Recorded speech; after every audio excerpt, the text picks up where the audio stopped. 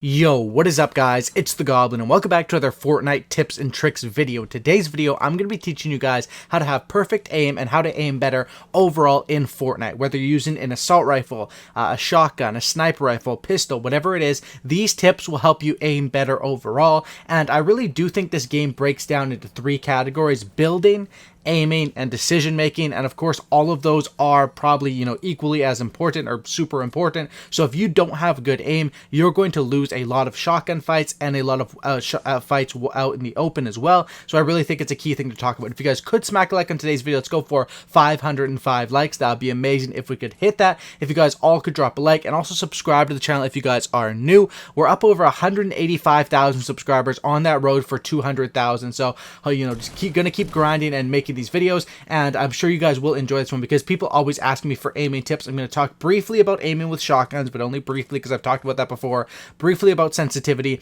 and then more general aiming tips on what will actually make you better at this game. So let's get right into it. First of all, sensitivities. Whenever we're talking about aiming, even though I talk about sensitivity a lot, I kind of have to talk about sensitivity because I know people are going to ask. Now, your X and Y sensitivities, what you're going to want to do with those ones is those only matter in terms of aim when you are hip firing a gun, which you usually aren't going to be doing unless it's like an SMG or a shotgun. Mostly those sensitivities, you want them fairly high so you can build and move around the map or swipe around pretty quickly. But the thing with those is you don't want them too high where you are missing shotgun hip fire shots. So that's all I can say with those. Those sensitivities, you will like to have them high, but as long as they're not too high where you're completely missing shots and you can't control and set up your aim before, because you're gonna have to set up your reticle, I guess you could say, on them before you take the shot. It's pretty easy to tell when you watch someone's gameplay or when you see someone play if their sensitivity is too high. If you're having trouble controlling just your general moving the camera around and stuff like that, you're probably going to want to lower that one. But that sensitivity in general won't matter for shooting and aiming unless you are shooting hip fire. The ones that will matter are the ADS sensitivity and the scope sensitivity. And I'll explain these briefly. I've talked about it before. Scope is whenever you're aiming down sights with a scoped AR, whether you're using a sniper rifle, something like that, bolt or semi. And ADS is whenever you're aimed down sights with a gun. Now, these two you're probably going to want to be fairly low. If you find that it's hard to stay locked onto targets, lower these sensitivities. It won't hurt your building at all. It doesn't affect anything except when you are actually aimed in with a weapon. So these ones, feel free to move them down as much as you want. As long as you can still, move without being in slow motion grandpa style, you'll be fine with those. And I find that if your accuracy and you're having trouble in wide open fights, lowering that can be a great help. If you're on console, of course, you want to have your aim assist on every single time. That's just in the settings. That's pretty self-explanatory, and that's what it goes for as far as sensitivities. Now, the first thing about aiming in this game, because I did make a video on how to aim like a couple months ago when I first started my channel, it's changed because of perfect accuracy. Now, what perfect accuracy is, and I know a lot of people don't really know about this, or they know but they don't really fully understand it. Basically, if you're using an assault rifle or an SMG or anything like that, other than like a shotgun, when you aim down sights, or when you set up your crosshair, and when you stop moving, the crosshair will tighten onto a direct, like really tight sort of a cross, I guess you could say, or something like that, a little reticle. And when that happens, that means your first shot is going to have perfect accuracy. There will be no bloom, there will be no recoil, nothing messing with it. That first shot is going to have perfect accuracy. So you always want to set up, stop moving for that first shot, make sure that one is perfect accuracy. And of course, you can't get that every time, but once that one is set up and you hit that first shot, then you can spray sort of after that and try to keep your crosshair on them. But you want to wait for that crosshair to get tight in most situations where you're out in the open. Of course, if a guy's right in your face, don't be sitting there just, I gotta wait. Just start spraying your gun. But that's what that does. Perfect accuracy is a thing that can be used if you are just a little bit more patient. It takes literally a millisecond, and it guarantees you'll hit that first shot, whether you put it on their head, whether you put it on their body, or whatever. So that's perfect for shooting people out of bases or in situations where you have to be very accurate with that first shot. Next thing is the bloom/recoil on these guns. Now, there's not really any dedicated recoil patterns or bloom patterns or anything like that. In general, I say, the better your weapon is, the less bloom it should have. So if you're using a gold scar, it's going to be a lot easier to be able to hold that down at range than if you're using a gray assault rifle. With a gray assault rifle, you're going to have to, tap fire it.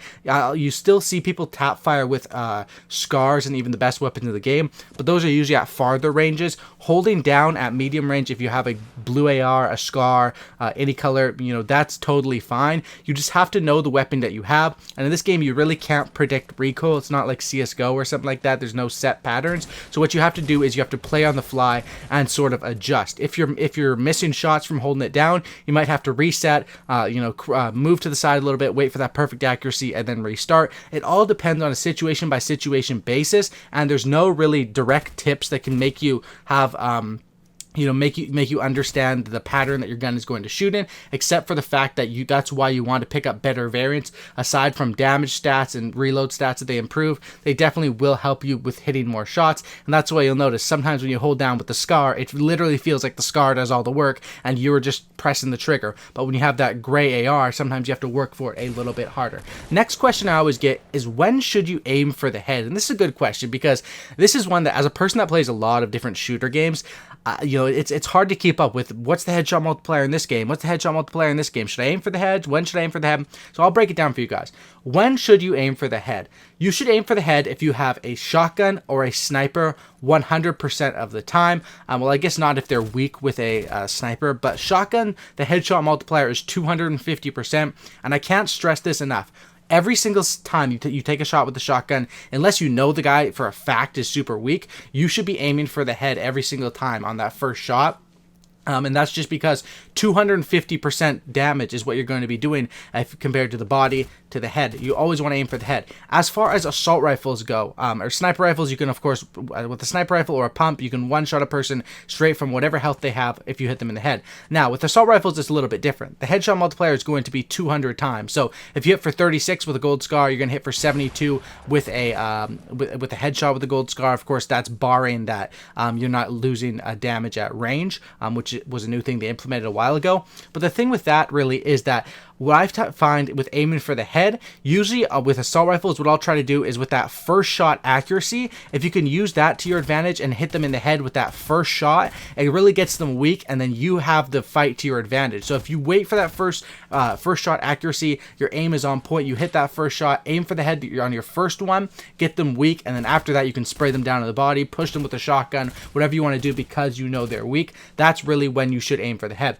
Next thing is bullet drop. Bullet drop is a thing I see people confused about in this game as well. It's very simple. Bullet drop is only on sniping rifles in this game, as well as like the hunting rifle.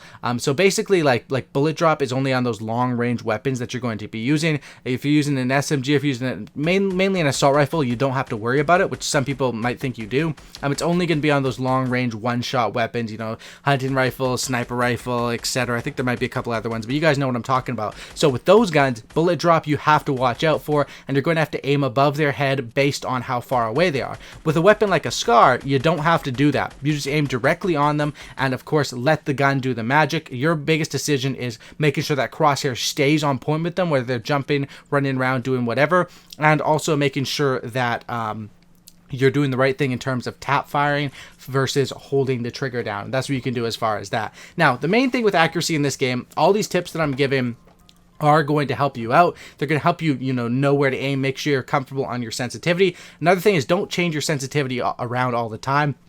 Once you get one you like, stick with it, man. And if you are going to change it, make sure it's only slight changes so they don't mess with your complete game. I see too many people that say, I'm having a bad day, let me change my sensitivity. Don't do that, man. Stick with what you know, and stick with what you're proven with. Of course, if you're just not playing good overall for like a week or two straight, maybe try a different sensitivity, but just everyone has bad days. And in terms of aiming, the major key that I've noticed in this game, aiming is difficult. It is difficult, and the more you play, the more accurate you're going to be, and the more accurate your shot is going to be. Even like myself, when I take like a day off, sometimes my aim can be pretty bad off those first couple of games. And luckily for you guys and for me as well, we do have this new limited time mode, which is coming very soon to the game, which is going to be a playground limited time mode, which will allow you to basically like respawn. It's going to have like respawns. You can practice your aim.